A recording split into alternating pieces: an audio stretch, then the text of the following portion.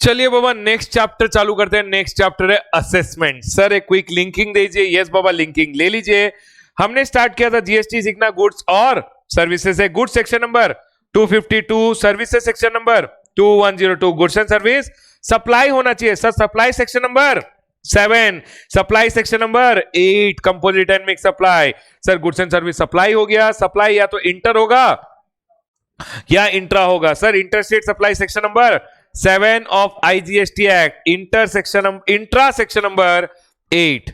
7 हो गया इंटर, 8 हो गया इंट्रा। सर 9 हो गया territorial water, 10, 11, 12, 13 place of supply, 14 ओआईडीआर, 15 tourist, 16 zero rated supply. Sir inter और इंट्रा हो गया। जीएसटी लेवी हो गया। सर एक बार जीएसटी लेवी हो गया, it has to be collected and paid by a taxable person. Sir एक बार टैक्सेबल पर्सन कैसे कलेक्ट करेगा बोलिए। सर वो GST is equal to value of supply into rate of tax बोलेगा। Yes sir value of supply एक बार मालूम चल गया तो टैक्स इनवॉइस रेज करूंगा, credit note and debit note, right everyone. Then accounts and records maintain करूंगा और गुड्स भेज दूंगा with the help of A E way bill. Sir एक बार अकाउंट्स एंड रिकॉर्ड्स मेंटेन किया तो आपका लायबिलिटी आ गया। लायबिलिटी टू पे comes at the time of supply. Sir एक बार लायबिलिटी आ गया तो मैं आईटीसी यूज किया, फिर मैं पेमेंट किया। सर पेमेंट करने के बाद रिटर्न लगाया और कोई भी अगर कभी भी डाउट हुआ तो सर एडवांस रूलिंग के पास गया और क्वेश्चन पूछ लिया। सर ये तो आपका काम खत्म हो गया। सर अब डिपार्टमेंट का चालू होगा असेसमेंट। डिपार्टमेंट बोलेंगे अब हमारे ऑफिसर्स करेंगे असेसमेंट। सो अब डिपार्टमेंट की तरफ से काम चालू होता है बेसिकली। तो चलिए बाबा शुरू करते हैं अपना चैप्टर ऑफ असेसमेंट।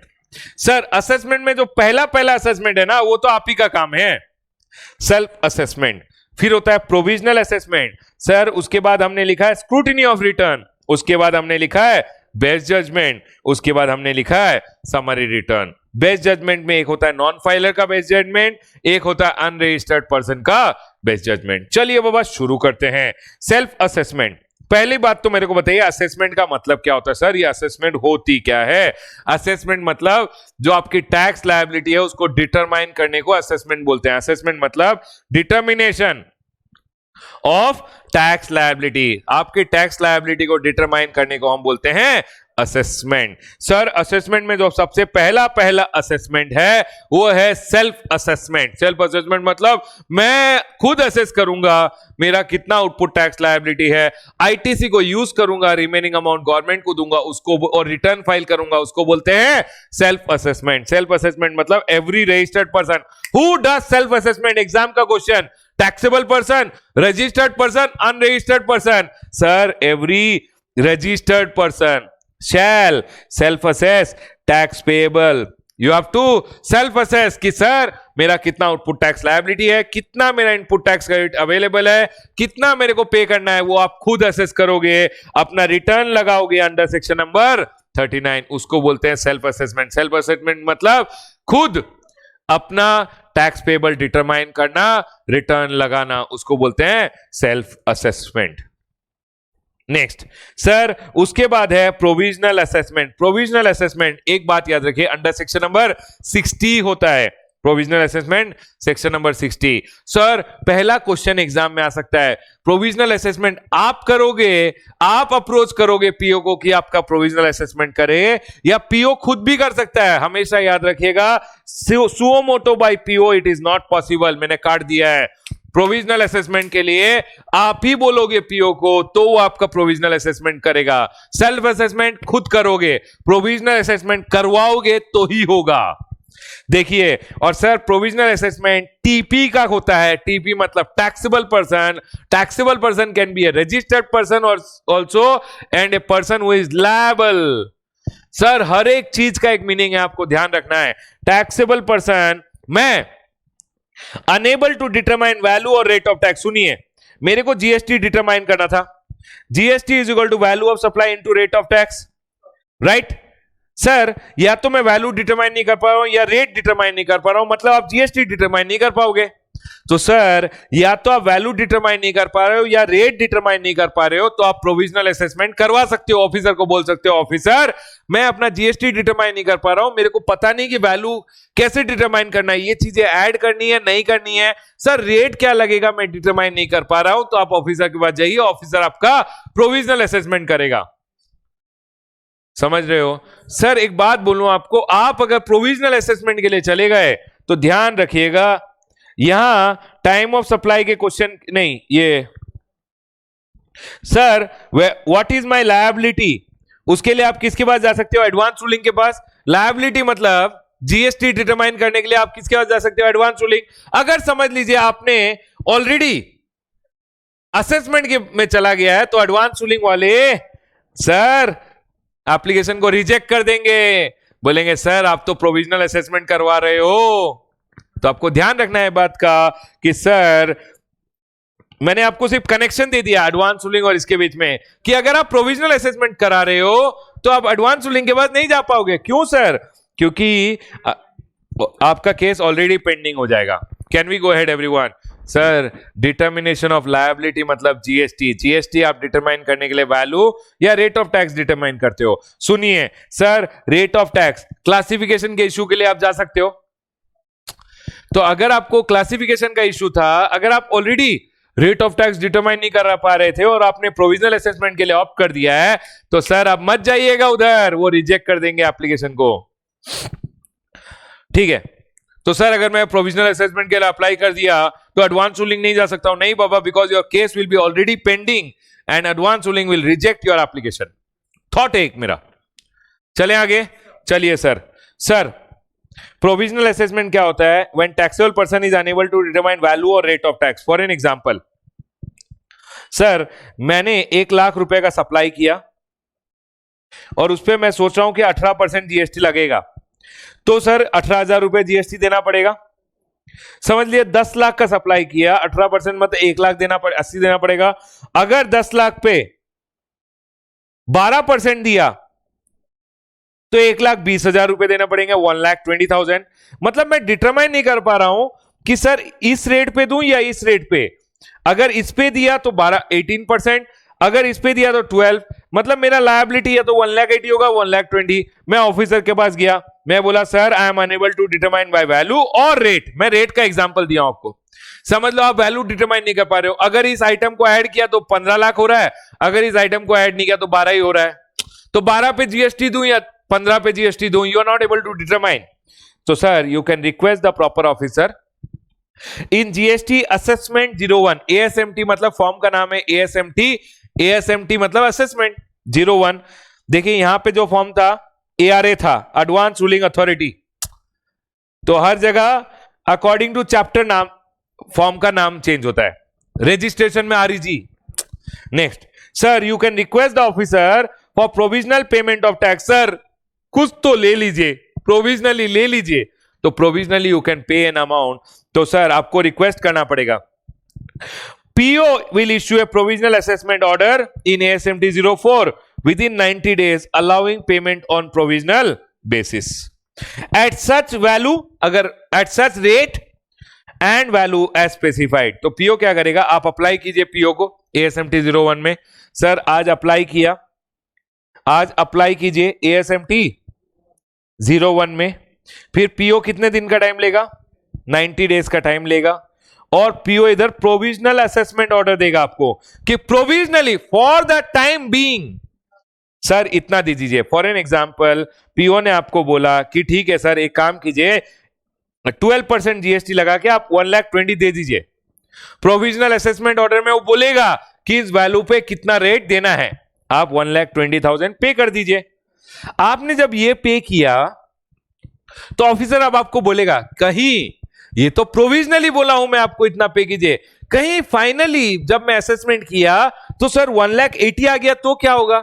तो ऑफिसर बोलेगा एक काम कर बेटा, ये जो 60,000 रुपीज है ना, जो तेरे से मैं अभी नहीं ले रहा हूं क्योंकि मैं तेरे को बोला हूं 1,20,000 देने, तो 60,000 जो आ सकता है, हो सकता है ना, अभी तो प्रोविजनल असेसमेंट ऑर्डर दिया हूं, अब डॉक्यूमेंट मंगाऊंगा, चेकिंग करूंगा, फाइनल असेसमेंट ऑर्डर जब दूंगा तब हो सकता है कि तेरे को 1,80,000 पे करना पड़ जाए। तो 120 तो तूने दे दिया है, 60,000 के लिए मेरे को एक बॉन्ड दे दे, बॉन्ड दे दे बेटा, एक बॉन्ड पेपर पे लिख के दे दे। कि सर अगर फाइनल असेसमेंट में हायर अमाउंट आया तो मैं पे करूंगा, और ये बॉन्ड सिर्फ मैं विश्वास नहीं करूंगा, मेरे को एक बैंक गारंटी भी दे दे एज सिक्योरिटी। कितना दूं? 60,000 का 25% बैंक गारंटी भी दे दे। आपको समझ में आ रहा है? एग्जाम्पल कनेक्ट कर पा रहे हो? यस सर कर पा रहे हैं। सुनिए, मैंने बोला पीओ क्या करेगा, आपको ASMT 04 देगा विद इन 90 डेज। आप अप्लाई कीजिए, 90 दिन में आपको प्रोविजनल असेसमेंट ऑर्डर देगा, बोलेगा at such rate and such value आप दे दीजिए।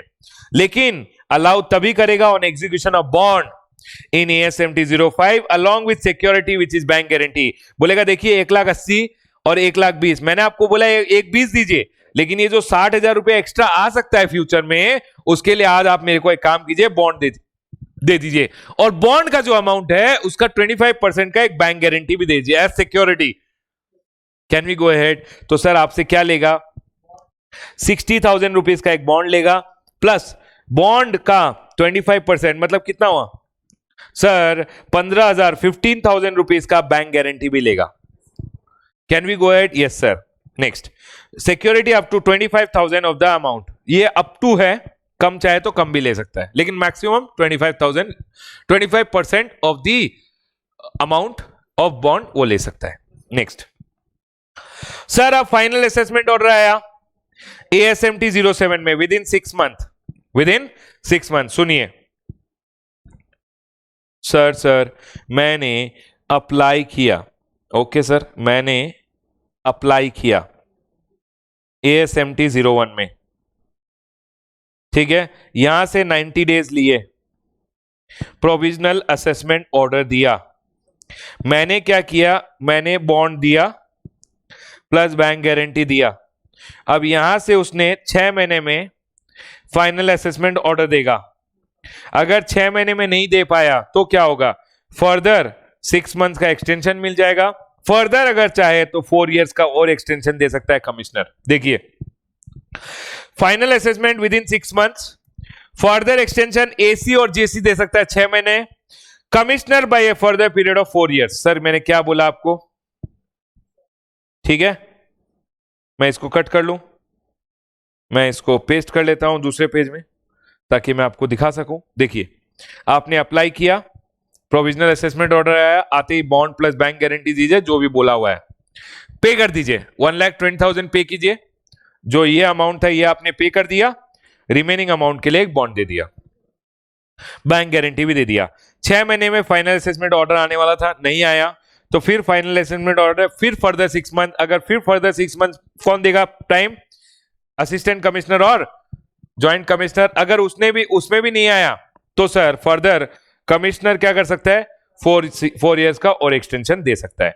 अब सुनिए सर, समझ लीजिए यहां फाइनल असेसमेंट आया, यहां पे प्रोविजनल असेसमेंट में आपने 1,20,000 रुपए दिए थे, यहां फाइनल असेसमेंट हुआ, फाइनल असेसमेंट ऑर्डर आया, और फाइनल असेसमेंट ऑर्डर में लिखा हुआ है कि आपको देना है 1,80,000। तो सर आप कितना दोगे? 60,000 रुपीज दोगे।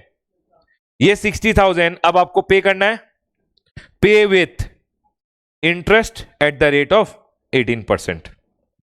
देख लीजिए सर, फाइनल असेसमेंट हुआ 1,80,000, प्रोविजनल था 1,20,000, तो सर यू हैव टू पे the remaining amount which is 60,000 with interest at the rate of 18%। सुनिए, ये प्रोविजनल, ये एक्चुअली समझ लीजिए आपका एक सप्लाई था for the month of April, April month का सप्लाई था, उस पर प्रोविजनली आपने 1,20,000 रुपए दिए थे, राइट? फाइनल असेसमेंट ऑर्डर यहां आया, 1,20,000 जब आपने दिए तो आपने पेमेंट मई 20 में कर दिया था। Actually you are liable for 1,80,000 which you have come to know now। तो सर जो 60,000 रुपीज है उस पर आप इंटरेस्ट दोगे यहां से लेके जब तक आप पे करोगे। प्रोविजनल असेसमेंट करवाने का एक फायदा है, you will not be liable for penalty, interest तो लगेगा ही बेटा।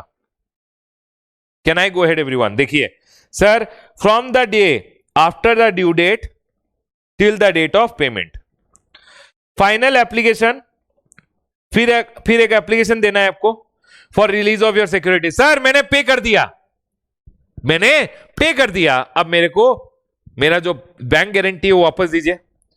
PO will release after ensuring कि आपने पेमेंट किया है, और एक ऑर्डर देगा ASMT 09 में with in 7 days of receipt of application. सुनिए, मैं आपको पूरा स्टोरी बोल दूं, सुन लीजिए। सर मैंने अप्लाई किया। आपने अप्लाई किस में किया? ASMT 01 में। सर यहां पे प्रोविजनल असेसमेंट ऑर्डर आया, आपने 1.2 लाख में पे किया, 1.2 लाख पे किया 90 डेज।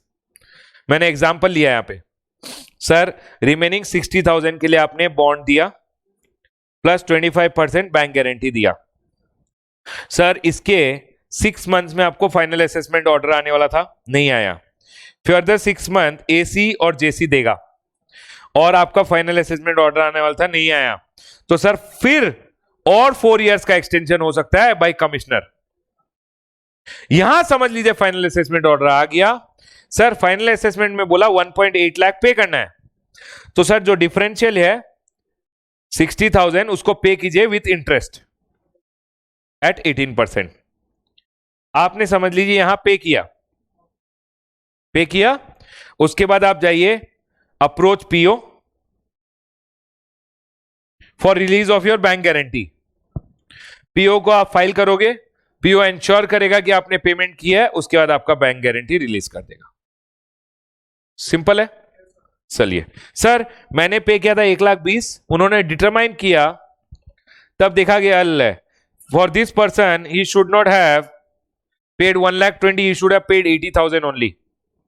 मतलब आपने ज्यादा पे कर दिया है, तो 40,000 आपको रिटर्न कर देंगे with interest at the rate of 6%।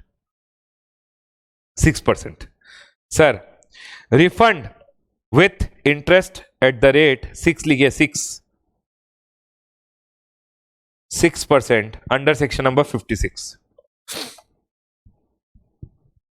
Interest at the rate 6% under section number 56। आपको एक रिफंड एप्लीकेशन फाइल करना पड़ेगा, उसके बाद ही आपको रिफंड मिलेगा।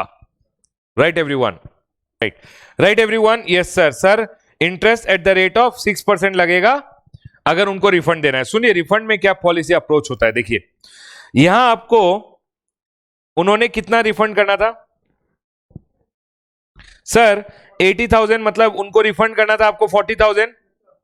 तो जब वो 40,000 आपको रिफंड देंगे ना, सुनिए सर मैंने अप्लाई किया, यहां प्रोविजनल असेसमेंट ऑर्डर आया, मैंने 1,80,000 पे किया। समझ लीजिए मेरे को प्रोविजनल असेसमेंट में बोला 1,80,000 पे कर बेटा।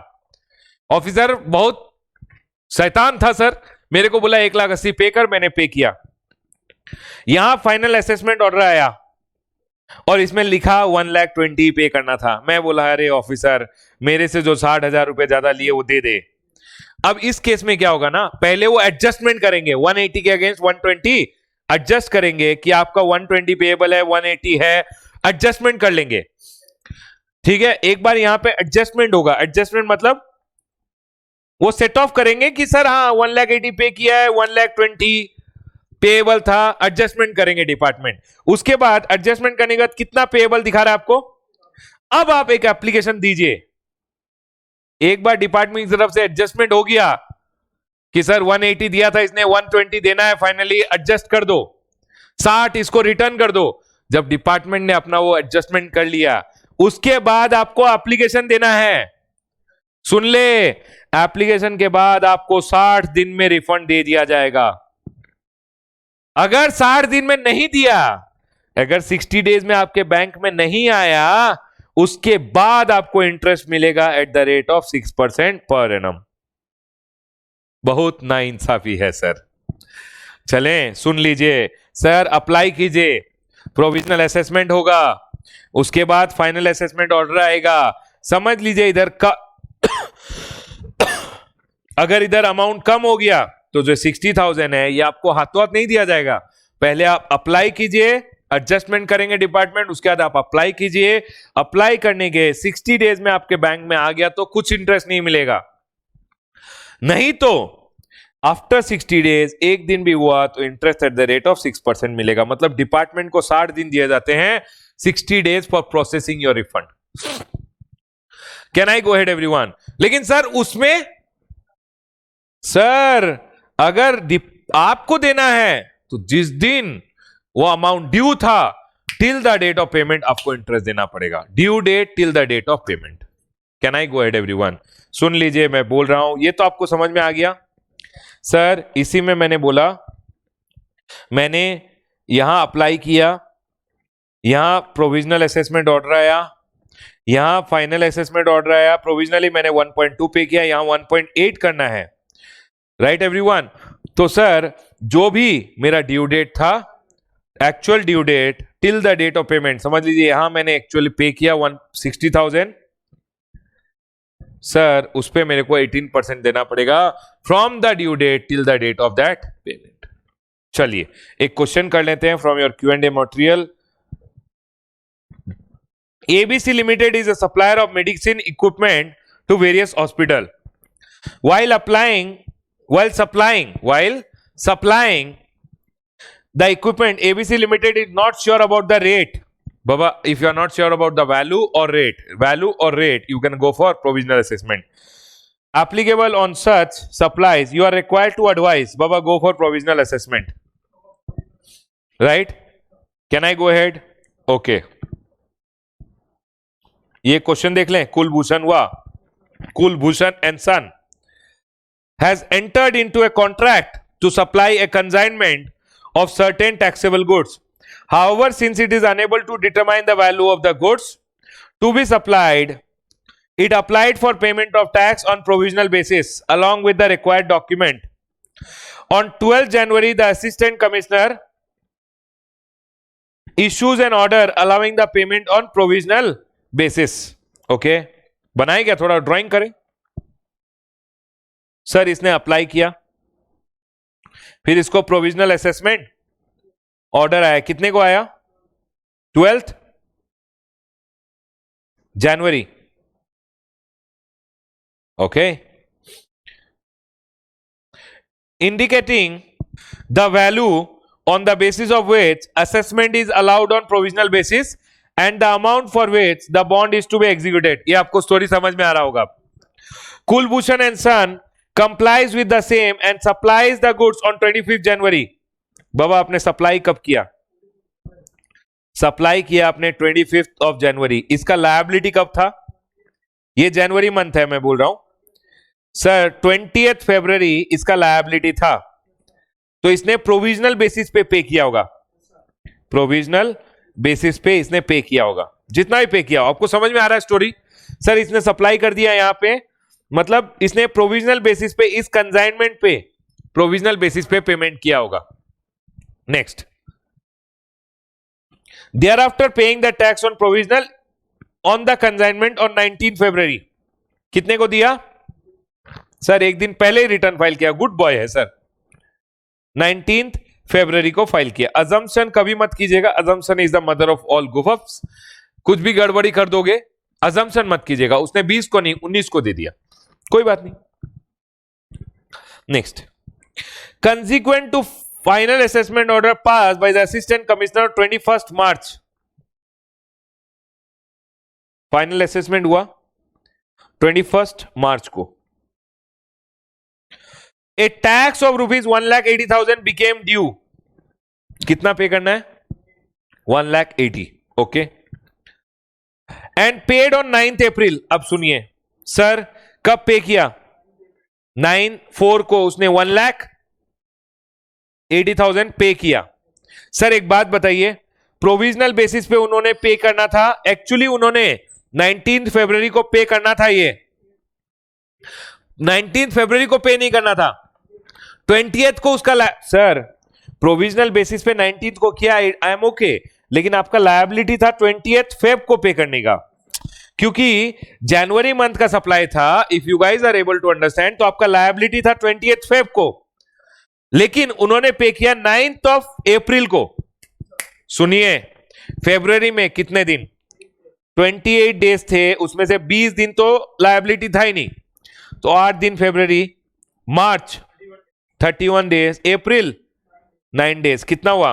48 डेज आपने डिले किया है। कैसे सर? सुनिए, यहां आपको प्रोविजनली आपने 19 को पे किया, लेकिन आपका लायबिलिटी था 20 फेब का ना, तो इंटरेस्ट हम 21 फेब से ही लेंगे। Can I go ahead everyone? Next, ये आपको कंफ्यूज करने के लिए किया है। मैंने बोला इंटरेस्ट कैलकुलेट होगा फ्रॉम ड्यू डेट। फ्रॉम जब बोलू ना तो ड्यू डेट छोड़ के उसके नेक्स्ट डे से लीजिए। देख लीजिए, मैं चार्ट में बोला था आपको फ्रॉम ड्यू डेट, और एग्जाम में आपको कंफ्यूज करने के लिए 19 फेब दिया है। आपको लेना है 21 से।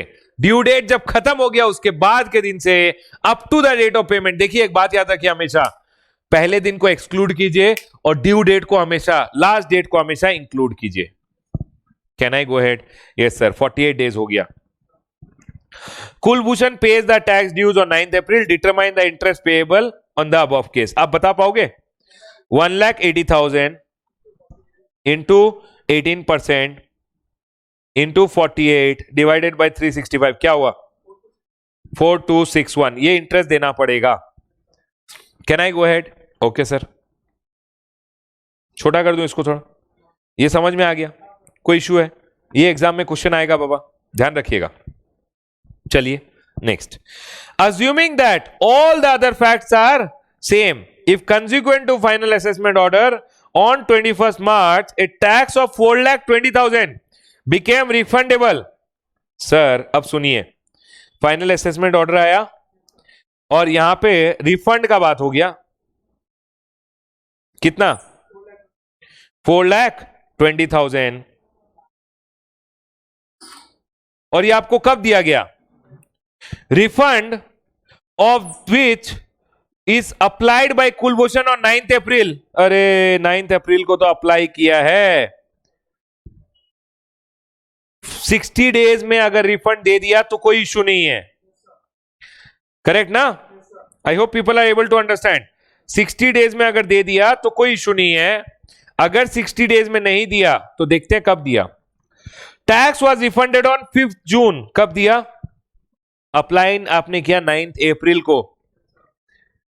9th अप्रैल मतलब अप्रैल में हुए 31 डेज, उसमें से 9 गया 22 डेज अप्रैल। सर 9 डेज गया सर अप्रैल। ओ कुशल बोल रहा है सर अप्रैल में 30 होते हैं। बाबा देख, इतना तो थोड़ा बहुत शॉर्ट टर्म मेमोरी लॉस हो रहा है। देख, जैन फेब मार्च अप्रैल 30 होता है, ठीक है? ऐसे गिन लेना। कभी कभी एग्जाम में कंफ्यूज हो जाता है, जैसे मेरे को हो गया। 9 डेज गए, 9 डेज गया तो कितना हुआ? 21 डेज, ठीक है? 21 डेज। मई में कितने दिन हुए? मई में 31, लेकिन मई में तो रिफंड ही दे दिया क्या? नहीं नहीं नहीं, जून में दिया है। मई में 31, ये कितना हुआ? 51। सर 60 डेज खत्म कब हो रहे हैं वो बताइए। 30, 20, 52, 8 जून को हो रहा है 60 डेज खत्म, राइट? इन्होंने कब दे दिया? 5 जून को दे दिया। अरे सर यही रिफंड दे दिया।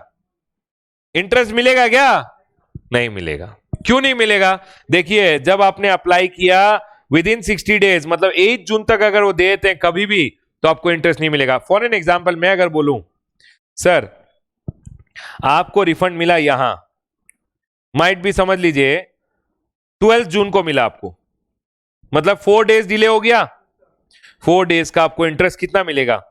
4.2 lakh into 6%, sorry 6% into 4 divided by 365, 276 rupees. I hope people are clear. Can I go ahead? ये तो मैंने सिर्फ एग्जांपल दिया है। सर 4261 ये तो हमने किया था ऑलरेडी। 4261 यहां पे sir date of receipt of application से 60 डेज कब जा रहा है? 9th अप्रैल।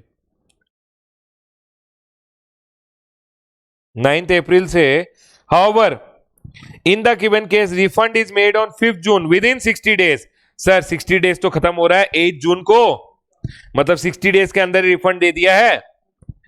तो sir from the date of receipt of refund interest is not payable to Kulbhushan and son. Interest नहीं मिलेगा। क्यों नहीं मिलेगा? Sir interest is paid only when 60 days gets over. 60 days 8 जून को खत्म हो रहा था, 5 जून को तो रिफंड दे दिया था। मैं बोल रहा हूं अगर यहां दिया तो समझ लीजिए 4 दिन का डिले हो गया, 9, 10, 11, 12 तो आपको इंटरेस्ट मिलेगा। ओके सर, ये क्लियर है। मैंने एक क्वेश्चन करा दिया, वेरी इंपॉर्टेंट एग्जाम के लिए है, प्रोविजनल असेसमेंट। सर एक बार बोल दीजिए, सुन लीजिए। सर जब भी आप टैक्सेबल पर्सन हो और आप कौन हो, टैक्सेबल पर्सन, वैल्यू डिटरमाइन नहीं कर पा रहे हो, रेट ऑफ टैक्स डिटरमाइन नहीं कर पा रहे हो, तो सर मतलब आप जीएसटी लायबिलिटी डिटरमाइन नहीं कर पा रहे हो, आप एक काम कीजिए एएसएमटी 01 में अप्लाई कीजिए। अप्लाई करने के बाद क्या होगा सर, प्रोविजनल असेसमेंट ऑर्डर आएगा 90 डेज में, फर्दर 90 डेज में फाइनल असेसमेंट ऑर्डर आएगा। अगर फाइनल टू प्रोविजनल डिफरेंस है, समझ लीजिए प्रोविजनली आपने 1 लाख दिया, फाइनल में 2 लाख बोला है, 1 लाख आपको देना पड़ेगा along with interest from the due date till the date of payment. Are we clear? From the due date till the date of payment.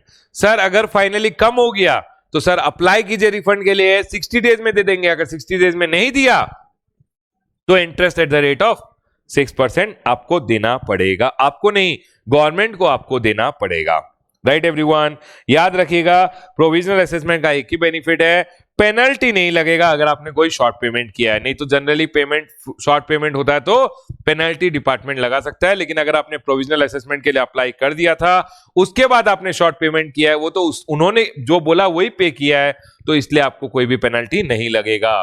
Provisional assessment में क्वेश्चन आ सकते हैं, याद रखिएगा। नंबर 1, क्या प्रोविजनल असेसमेंट सुओ मोटो हो सकता है? No sir, you have to apply. Sir provisional assessment कब हो सकता है? जब आप टाइम रेट ऑफ टैक्स या वैल्यू ऑफ सप्लाई डिटरमाइन नहीं कर पा रहे हो। सर हमेशा याद रखिएगा सिक्योरिटी कितना होता है, एक छोटा सा एमसीक्यू पूछ सकते हैं। फाइनल असेसमेंट जब होता है कितना टाइम लगता है? 6 महीना एंड 4 ईयर सर। और याद रखिएगा 664 सर। उसके बाद याद रखिएगा इंटरेस्ट कितना मिलता है, रिफंड होता है तो इंटरेस्ट कितना मिलता है, ये क्वेश्चन आ सकता है। I believe most important assessment में प्रोविजनल असेसमेंट है जो क्लियर हो चुका है। नेक्स्ट सर, अब नेक्स्ट में जाएंगे। नेक्स्ट होता है स्क्रूटिनी। स्क्रूटिनी क्या होता है सर? स्क्रूटिनी मतलब स्क्रूटिनी ऑफ रिटर्न।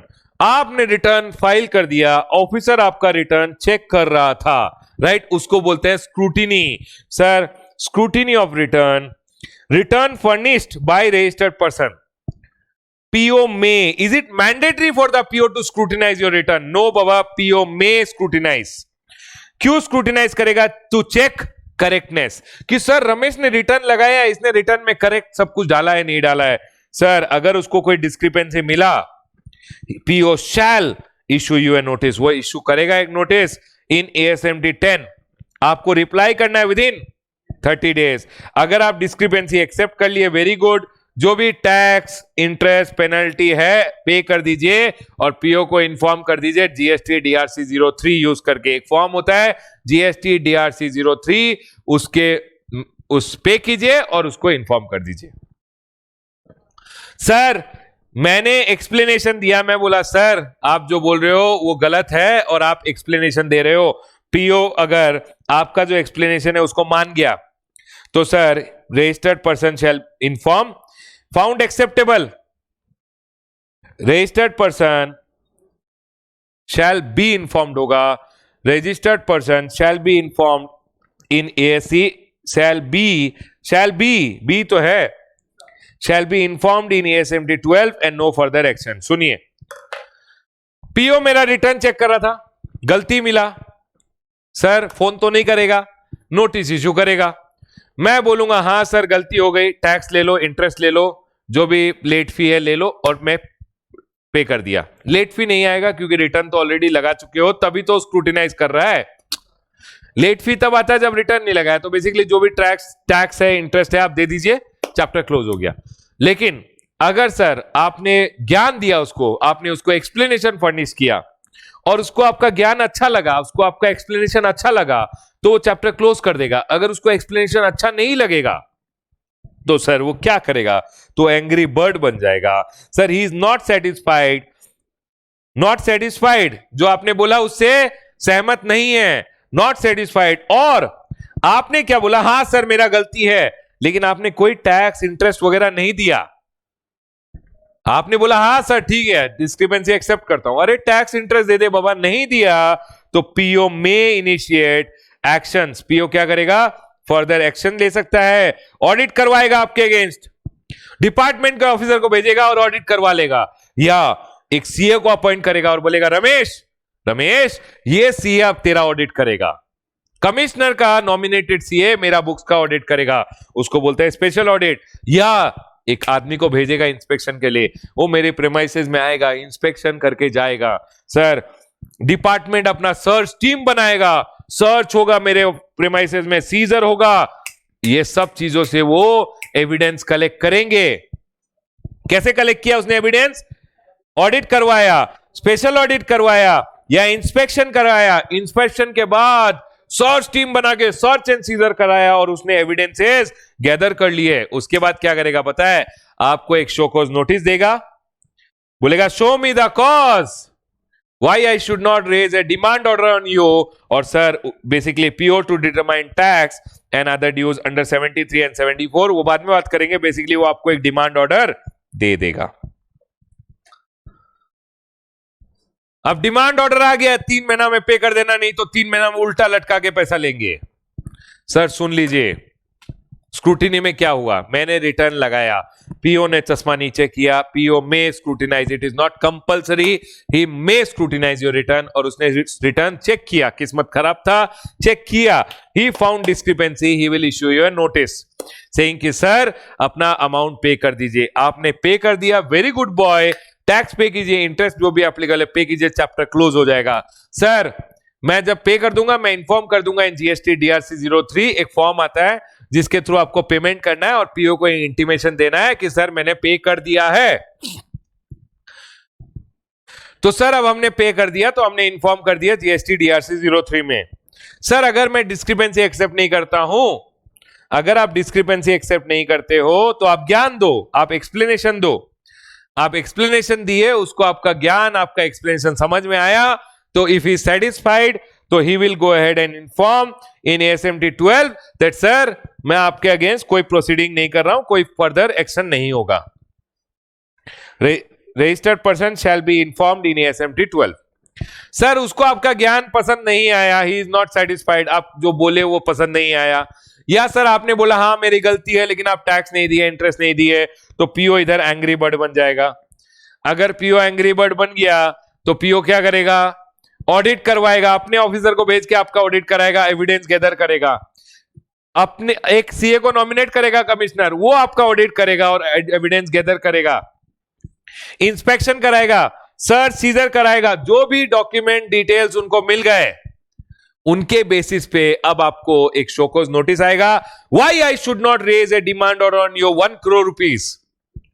आप रिप्लाई कीजिए, रिप्रेजेंटेशन दीजिए, उसके बाद डिमांड ऑर्डर आ जाएगा। अब सुनिए, एक बार डिमांड आ जाए ना 3 मंथ्स में पे कर देना बेटा। पे नहीं किया ना तो डिपार्टमेंट क्या करेगा? रिकवरी स्टार्ट कर देगा। ये इन डिटेल हम पढ़ेंगे डिमांड एंड रिकवरी चैप्टर में, कि डिमांड आएगा उसके बाद 3 महीना के बाद रिकवरी चालू हो जाएगा। सर डिमांड आ गया, पे भी नहीं करना है, रिकवरी भी नहीं चाहता हूं, बेटा एक काम कर, 3 मंथ्स में अपील में चले जा, यहीं आपका जीएसटी खत्म हो जाएगा। आप अपील समझ लिए, मतलब आपका जीएसटी खत्म हो गया। Can I go head everyone? Can we go head everyone? Yes sir. अब एक एग्जाम में क्वेश्चन, पहला बात, is the PO mandatorily required to scrutinise your return? No, he may. Sir what are the recourses available to the PO in case discrepancy is not rectified और PO is not finding your explanation satisfactory? अगर आपने जो ज्ञान दिया या जो representation दिया उसको अच्छा नहीं लगा, या आपने एक्सेप्ट किया डिस्क्रिपेंसी पर पे नहीं किया, तो पीओ गुस्सा होकर क्या क्या कर सकता है? Audit, special audit, inspection, search, seizure, show cause notice issue करेगा और डिमांड ऑर्डर रेज करेगा। करेक्ट? ये सब भी क्वेश्चन पूछ सकते हैं। देखिए, what are the resources available with the officer in case proper explanation is not furnished और नो एक्सप्लेनेशन इज फर्निश्ड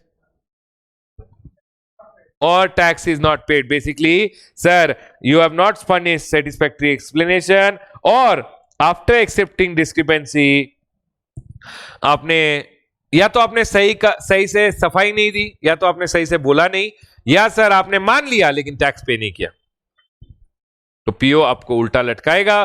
पहले ऑडिट करवाएगा, स्पेशल ऑडिट कराएगा, इंस्पेक्शन, सर्च, सीजर कराएगा, डॉक्यूमेंट गैदर करेगा, अब बोलेगा ये सब यूज करके एविडेंस मैं शोकॉज नोटिस दूंगा, फिर डिमांड ऑर्डर रेज करूंगा। अब डिमांड आ गया, बेटा 3 महीना में पे कर दे। 3 महीना में पे नहीं किया, 3 महीना में पे नहीं किया तो डिपार्टमेंट उल्टा लटकाएगा और रिकवरी चालू करेगा। और सर और कोई ऑप्शन है क्या? हाँ बाबा एक और ऑप्शन है, 3 महीने में अपील के लिए चले जा। Right everyone, they can ask you a question. Write a short note on scrutiny of return. Write a short note on scrutiny of return. What are the recourses available to the PO if discrepancy is not being rectified or proper explanation is not being furnished? याद रहेगा ये? Yes sir.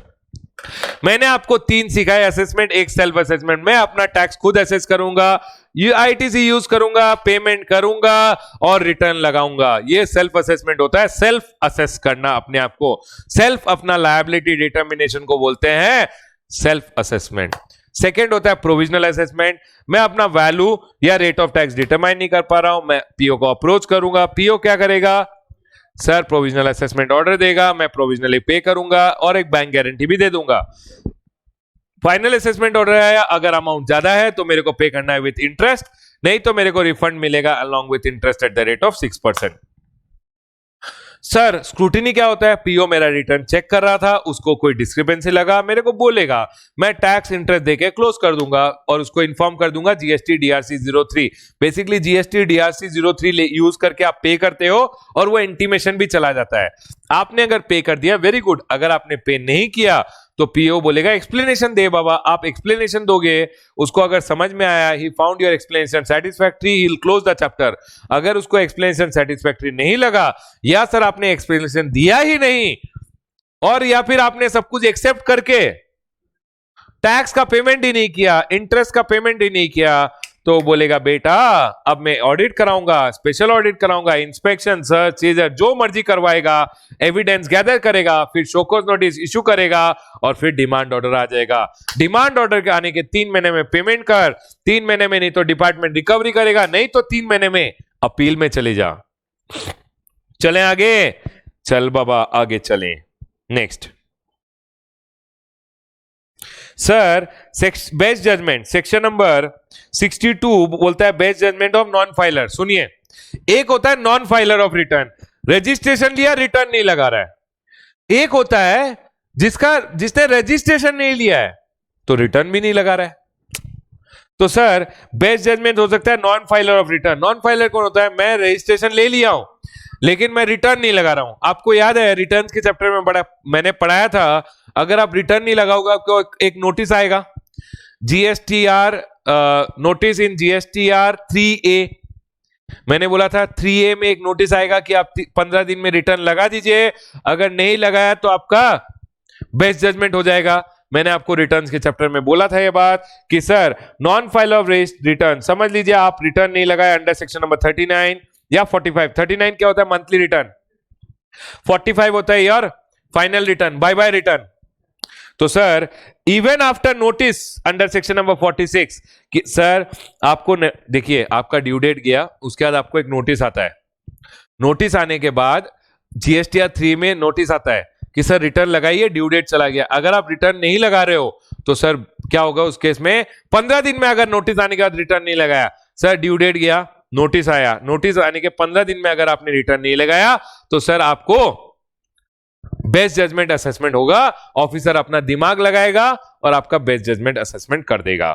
सुन लीजिए sir, registered person has failed to furnish notice under section number 39, sorry, registered person has failed to furnish return under section number 39 और 45 मतलब final return. Even after notice, आपको notice आ गया उसके बाद भी आपने नहीं किया, to furnish the return in 15 days, आपको नोटिस आया जीएसटीआर 3A में और बोला 15 दिन में रिटर्न लगा देना, और 15 दिन में आपने रिटर्न भी नहीं लगाया, तो बोल रहे हैं PO shall go for best judgement and issue assessment order within how many years? 5 years from the due date of annual return. और ये आपको आएगा ASMT 13 में। सर ये समझा दीजिए ना, सुनिए, आपका समझ लीजिए 2017-18 है, ठीक है? इस ईयर के लिए अगर बेस्ट जजमेंट असेसमेंट करना है अंडर सेक्शन नंबर 62 तो कब तक कर सकते हैं? इसका ड्यू डेट, एनुअल रिटर्न का ड्यू डेट है ये 31 दिसंबर। अगर एक्सटेंड हो गया तो एक्सटेंडेड ड्यू डेट से। इस ईयर के लिए बेस्ट जजमेंट कब तक हो सकता है? सर ये ड्यू डेट था एनुअल रिटर्न का 1 ईयर, 2 ईयर, 3, 4, 5। सर 31 दिसंबर 18, ये 19, 20, 21, 22, 23, तो 31, 12, 23 तक आप पे बेस्ट जजमेंट हो सकता है। देखिए due date of annual return within 5 years of due date of annual return आपका बेस्ट जजमेंट हो सकता है।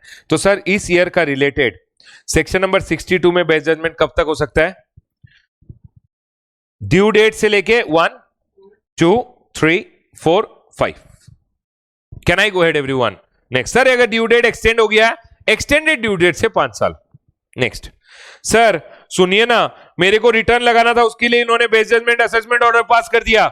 सुनिए सर, फॉर एन एग्जाम्पल ये है मई, मैंने रिटर्न था 20 मई को, मैंने नहीं लगाया, मेरे को GSTR 3A आया, 15 डेज का टाइम मिला, मैंने रिटर्न नहीं लगाया, तो उन्होंने क्या किया? Best judgement assessment order pass कर दिया।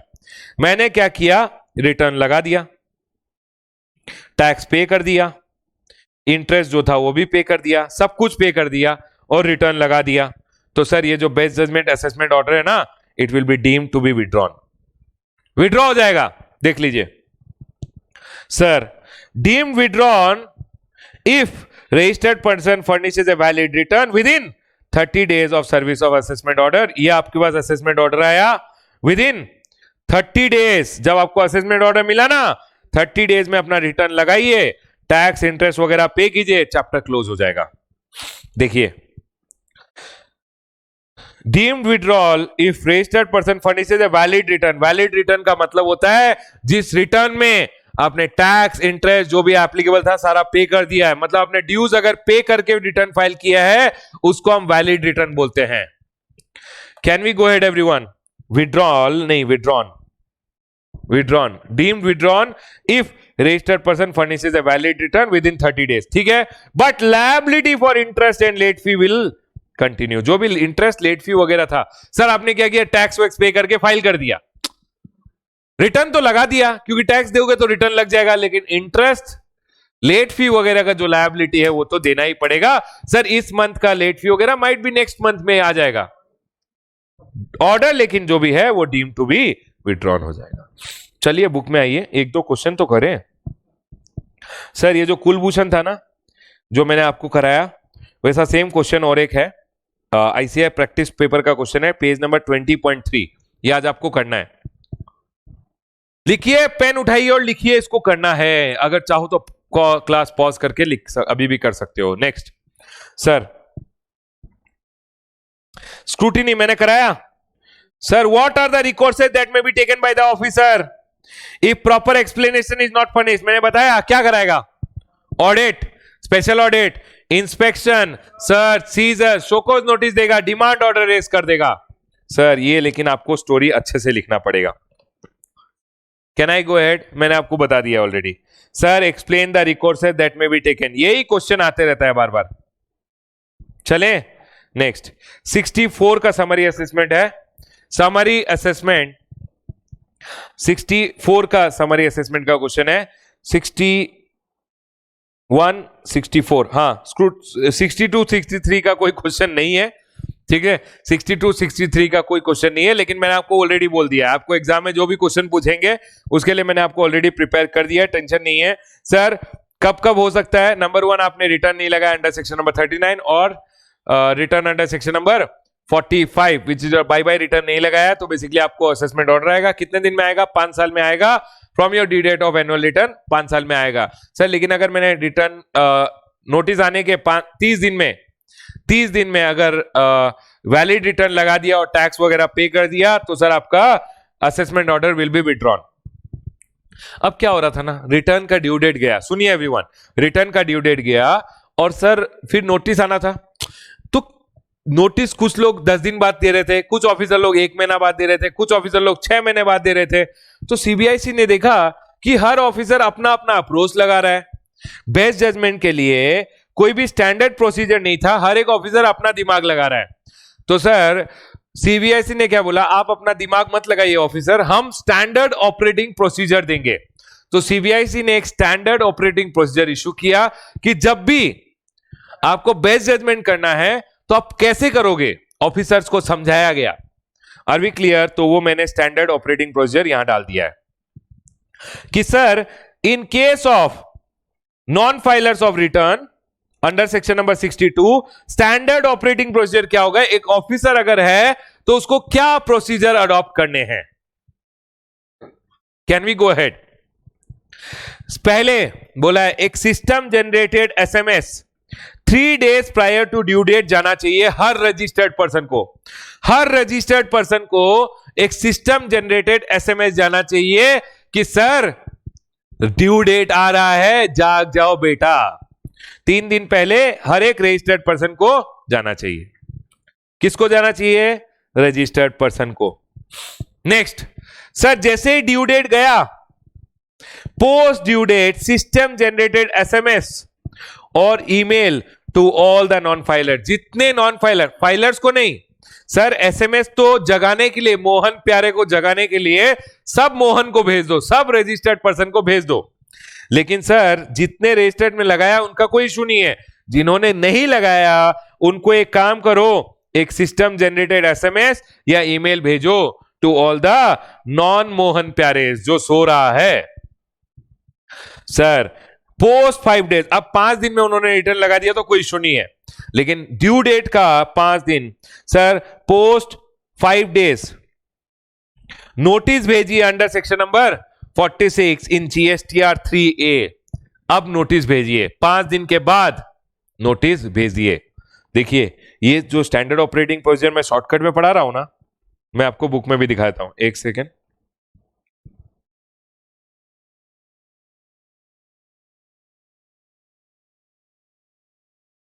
हाँ इधर ही होगा। हाँ देखिए ये बुक में पेज नंबर 20.7 में मैंने शॉर्टकट में भी लिखा है, पूरा स्टैंडर्ड ऑपरेटिंग प्रोसीजर भी दिया है, ये आप घर में पढ़ लीजिएगा। ठीक है, मैं आपको शॉर्टकट में समझा रहा हूं जितना आपको जरूरत है। नंबर 1, 3 दिन ड्यू डेट से पहले एक एसएमएस भेजिए ताकि सब जाग जाए। अब जिन्होंने रिटर्न लगा दिया वेरी गुड, जिन्होंने रिटर्न नहीं लगाया उनको एक सिस्टम जनरेटेड एसएमएस या ईमेल भेजिए कि सर आपने रिटर्न नहीं लगाया, लगा दीजिए, नहीं तो बेस्ट जजमेंट करेंगे। सर उन्होंने अगर रिटर्न लगा दिया तो वेरी गुड, नहीं तो 5 दिन बाद नोटिस भेजिए to file the return within 15 days। PO to proceed for best judgement if return is not filed within 15 days। 15 दिन के बाद बेस्ट जजमेंट कर दीजिए। अब जब आप बेस्ट जजमेंट कर रहे हो तो आप क्या क्या डिटेल यूज करोगे, क्योंकि उसने मंथली रिटर्न तो लगाया नहीं। सर अगर उसका जीएसटीआर 1 है, उसने जीएसटीआर 1 लगाया था, स्टेटमेंट ऑफ आउटवर्ड सप्लाई, वो ले लीजिए। सर किसी और ने जीएसटीआर 1 लगाया, उसके जीएसटीआर 2A में कुछ डिटेल दिख रहा है, वो ले लीजिए। उसने ईवे बिल जनरेट किया, ईवे बिल का डिटेल है, वो ले लीजिए। दिमाग लगाने के लिए बेस्ट जजमेंट अगर ऑफिसर आपका कर रहा है तो आपका क्या क्या डिटेल यूज कर सकता है। Best judgement using the details which you have furnished in your GSTR 1। आपके जीएसटीआर 2A में अगर कुछ डिटेल आ रहा है वो भी यूज करेगा, क्योंकि वो आपका परचेजेस है। जीएसटीआर 1 मतलब आपका सेल्स है। सर ईवे बिल आपने जनरेट किए, वो डिटेल, एनी अदर इंफॉर्मेशन जो वो गैदर करेगा वो डिटेल वो यूज कर सकता है। बेस्ट जजमेंट करने के लिए क्या क्या डिटेल यूज करेगा। सर बेस्ट जजमेंट विड्रॉ हो जाएगा अगर आपने वैलिड रिटर्न लगा दिया with in 30 days of the order. याद है सर, उसने बेस्ट जजमेंट कर दिया आपका, बेटा एक काम कर, रिटर्न फाइल कर दे। रिटर्न फाइल करेगा, best judgement assessment order automatically withdraw हो जाएगा। Commissioner may also resort to provisional attachment and cancellation of registration. सुनिए ना सर, अगर ऑफिसर चाहे तो प्रोविजनल अटैचमेंट कर सकता है, मतलब आपका बैंक अकाउंट वगैरह भी सीज कर सकता है, ताकि बेस्ट जजमेंट होने के बाद आप पैसे लेके भाग नहीं जाओ, तो आपका बैंक अकाउंट भी प्रोविजनली अटैच हो सकता है। और सर अगर आपने 6 महीना रिटर्न नहीं लगाया तो आपका रजिस्ट्रेशन भी कैंसिल हो सकता है। तो आपको एग्जाम में एक क्वेश्चन हो सकता है, स्टैंडर्ड ऑपरेटिंग प्रोसीजर बताइए। एग्जाम में एक क्वेश्चन हो सकता है स्टैंडर्ड ऑपरेटिंग प्रोसीजर बताइए, एक एग्जाम में क्वेश्चन हो सकता है write a note on best judgement of non filer of returns under section number 62। लिख पाओगे? यस सर, लेकिन कहानी को अच्छे से स्टाइल में लिखिएगा, मतलब आईसीआई के स्टाइल में, मतलब लॉ की लैंग्वेज में। चले अब सुनिए, अब नेक्स्ट मैं बेस्ट जजमेंट कराने वाला हूं, सुनिए ना, अब जो भी मैं बेस्ट जजमेंट कराने वाला हूं वो है best judgement assessment under section number 63। वो होता है अनरजिस्टर्ड पर्सन का, मतलब आप टैक्सेबल पर्सन हो, यू आर लायबल, बट आपने रजिस्ट्रेशन ही नहीं लिया, रजिस्ट्रेशन नहीं लिया तो रिटर्न नहीं लगा रहे थे। तो ऑफिसर सुनिए ना, देखिए ऑफिसर को करना है आपका स्क्रूटिनी, रिटर्न ढूंढ रहा है, रिटर्न नहीं मिला, रिटर्न नहीं मिला तो आपको बोलेगा बेटा रिटर्न फाइल कर, नोटिस देगा। नोटिस दिया और रिटर्न फाइल नहीं किया तो अंडर सेक्शन नंबर 62 क्या करेगा? नॉन फाइल ऑफ रिटर्न का बेस्ट जजमेंट कर देगा। लेकिन अगर आपने यहां रिटर्न लगा दिया तो सर अब आपका वो स्क्रूटिनी कर सकता है। You are able to understand? Sir सुनिए, स्क्रूटिनी करने के लिए आपको रिटर्न लगाना है, मतलब वो आपका रिटर्न चेक करता है ना।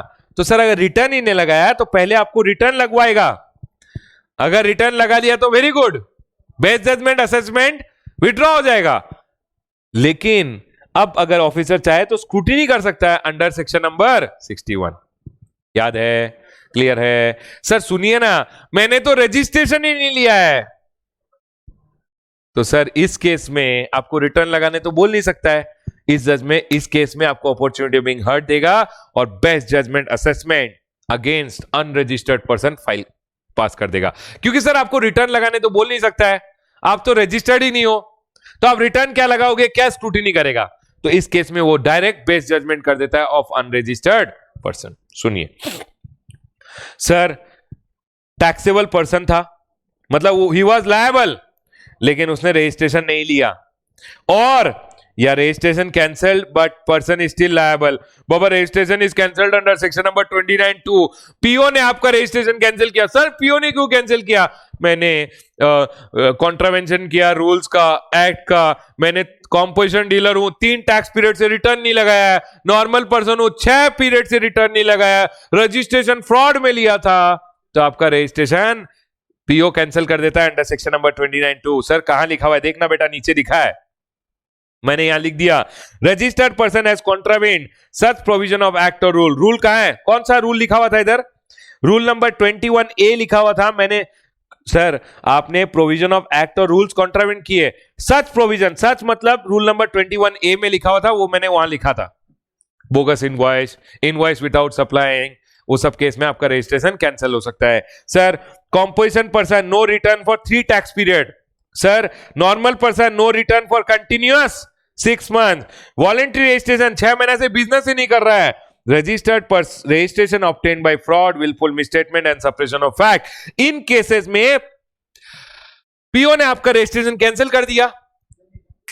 सर रजिस्ट्रेशन कैंसिल कर दिया, लेकिन आपको टैक्स देना है, तो पीओ अब आपका क्या करेगा? Best judgment. चलिए आ जाइए, टैक्सेबल पर्सन, या तो आपने लिया नहीं या आपका रजिस्ट्रेशन कैंसिल हो गया, तो proper officer to issue notice to the taxable person आपको नोटिस देगा stating the ground for assessment, क्यों मैं आपका असेसमेंट करना चाहता हूं, and allow you 15 days to reply.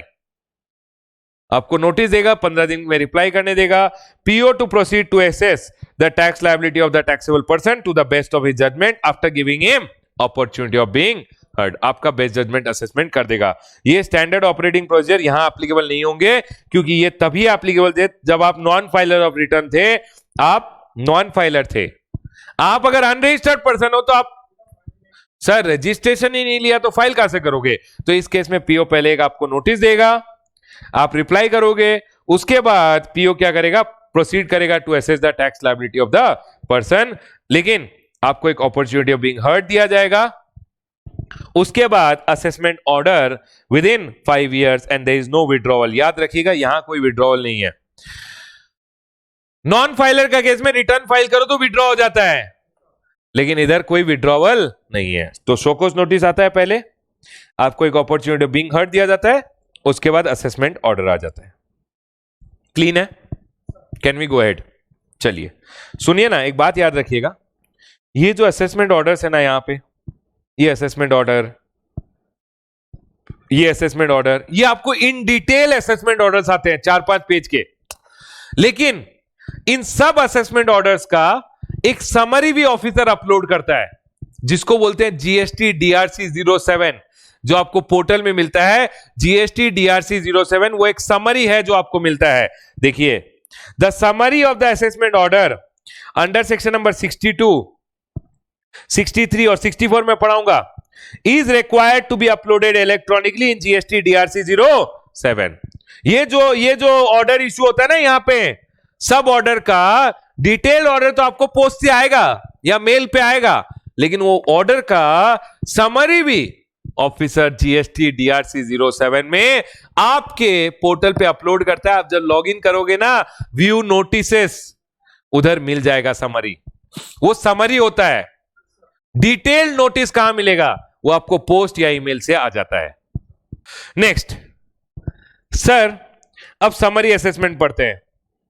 Sir, summary assessment section number 64, PO में, प्रॉपर ऑफिसर में, on evidence of tax liability plus permission लेगा एसी और जेसी।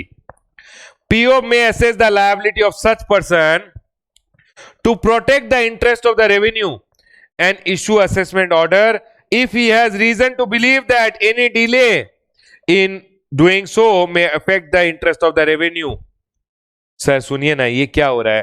पीओ में, on evidence of tax liability and with the permission of ACJC. सुनिए, मैं officer हूं, मेरे को लग रहा है ये ट्रक वाला जा रहा है, ये ट्रक में जो गुड्स है इसमें टैक्स देना चाहिए, लेकिन ये ट्रक ड्राइवर बता नहीं रहा ऑफिसर को कि सर ओनर कौन है इस गुड्स का। तो ट्रक ड्राइवर का असेसमेंट कर देगा।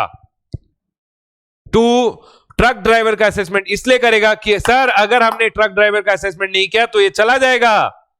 तो पीओ में when on evidence of tax liability की सर टैक्स लायबिलिटी है एंड प्रायर परमिशन लेगा एसी और जेसी का, PO may assess the liability of such person. When I mean such person मतलब कौन हुआ? वो जो ट्रक वाला ट्रांसपोर्टर है। मेरे गोडाउन में कुछ गुड्स पड़े हैं, मैं नहीं बता रहा ओनर कौन है, तो मेरे को पकड़ेगा और मेरा असेसमेंट कर देगा। बोल रहा है to protect the interest of the revenue he will issue me an assessment order. मेरे को एक असेसमेंट ऑर्डर इश्यू कर देगा और बोलेगा रमेश ले तेरा असेसमेंट कर गया, तू tax they. If he has sufficient ground, कौन? PO has sufficient ground that any delay on doing so may adversely affect the interest of the revenue।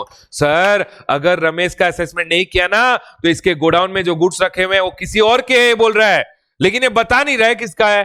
तो अगर रमेश का असेसमेंट नहीं किया तो रमेश गुड्स को पार कर देगा सर, निकाल देगा। सर ये ट्रांसपोर्टर का अगर असेसमेंट नहीं किया तो ये गुड्स लेके चला जाएगा, भाग जाएगा सर, तो पकड़ो इसको और इसका क्विक असेसमेंट कर दो। उसको बोलते हैं क्विक समरी असेसमेंट। नाम क्या है? समरी। शॉर्टकट में असेसमेंट कर देना। किसका sir?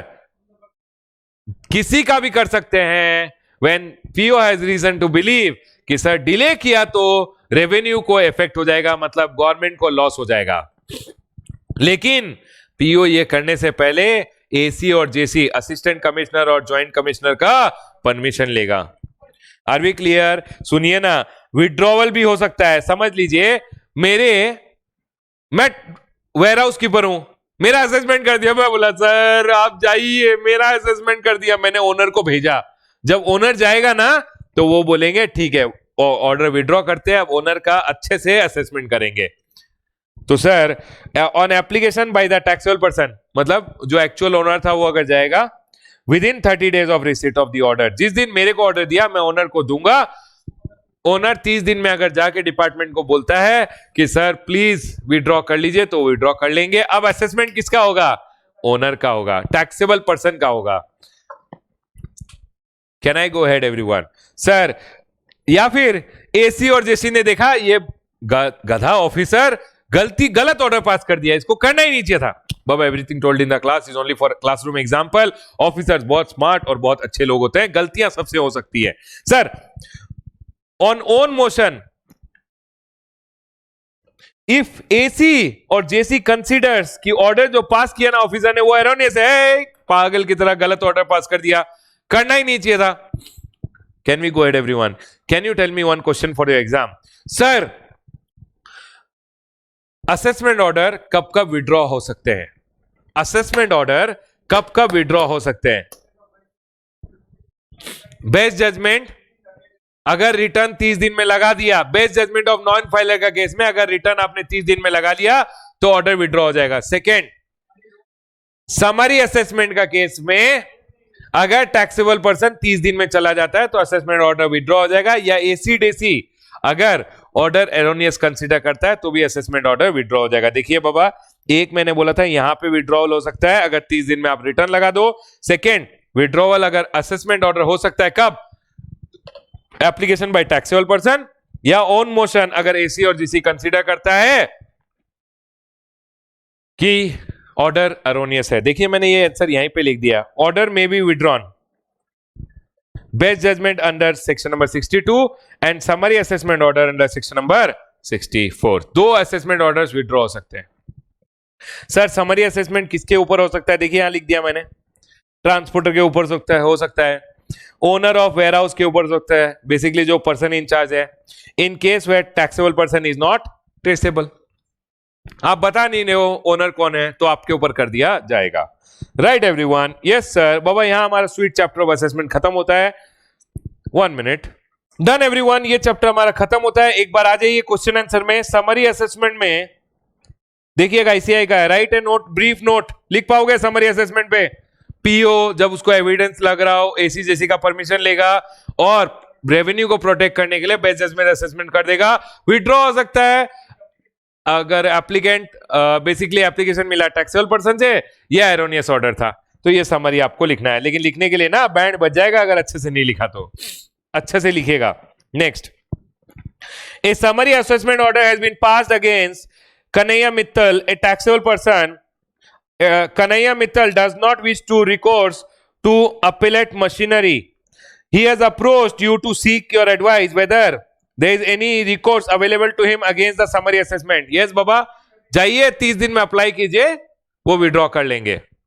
Can I go ahead everyone? Next, ये स्टोरी आपको लिखना है। Can I go ahead everyone? लेकिन ये आप अप्लाई कर सकते हो, अगर ऑफिसर को सही लगेगा तो विड्रॉ करेगा।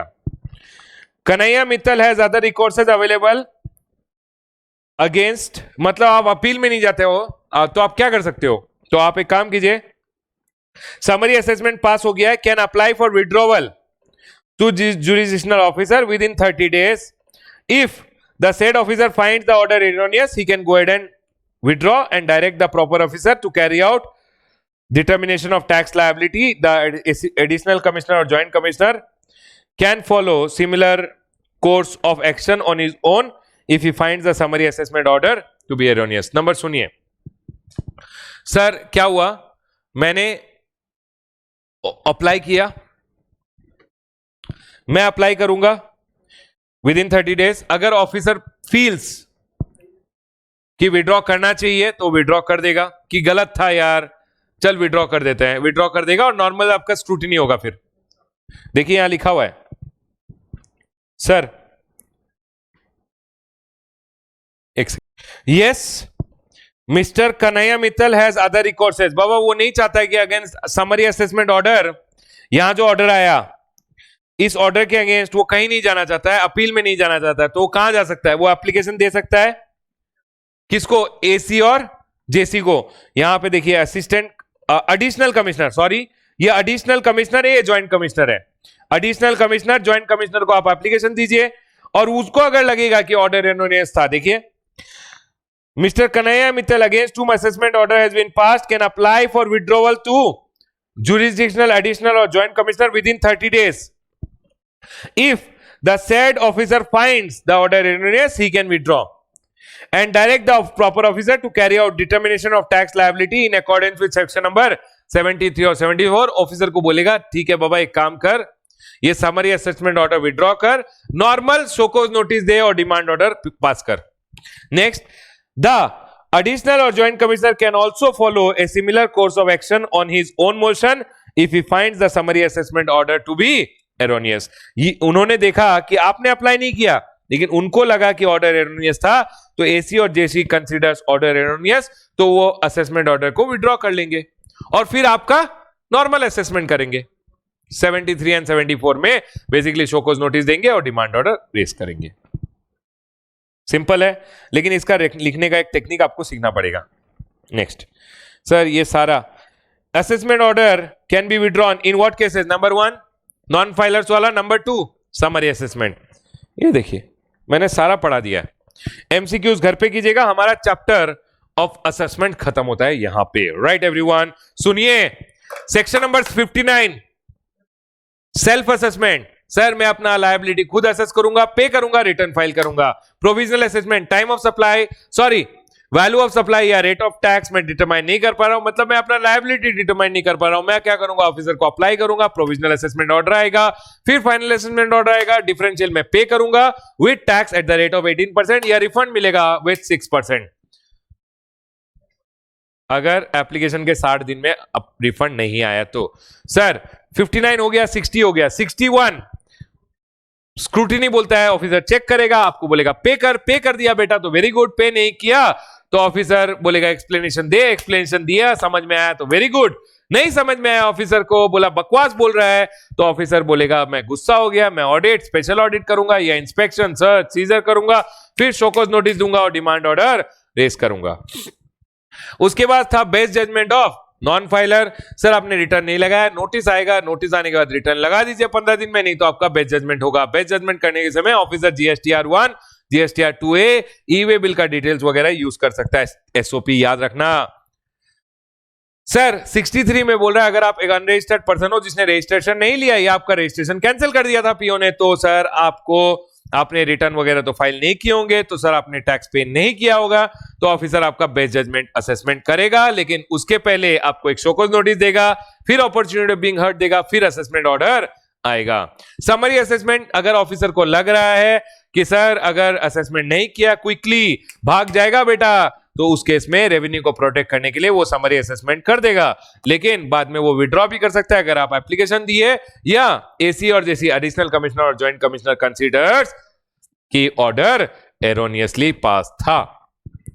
याद रखिएगा हमेशा 62, 63, 64, 62, 63, 64 इसमें जब भी एक ऑर्डर पास होगा नॉर्मल ऑर्डर तो आपके पास आएगा ही, सर उसके साथ summary of the order in GST DRC 07 online upload भी होगा। सर एक बात याद रखिएगा, ये तो अभी बोला गया है, लेकिन जनरली भी अगर स्क्रूटिनी भी होता है उसका ऑर्डर का भी समरी ऑनलाइन अपलोड होता है। राइट एवरीवन, लेकिन बोला है कि 62, 63, 64 में जब असेसमेंट करेंगे उसका समरी भी हम अपलोड करेंगे जीएसटी डीआरसी 07 में। सर फुल ऑर्डर तो आपको मेल से आएगा या पोस्ट से आएगा, लेकिन उसका समरी अपलोड होगा ऑनलाइन इन जीएसटी डीआरसी 07।